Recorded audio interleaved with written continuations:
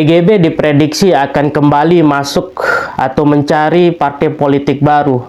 Partai manakah yang akan beliau tuju selanjutnya?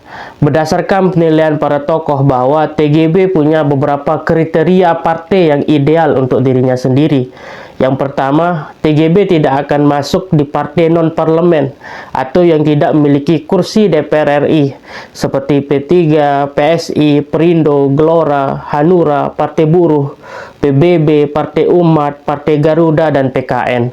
Kemudian yang kedua, TGB juga tidak akan kembali ke partainya yang lama, yaitu PBB, Demokrat, Golkar, dan Perindo.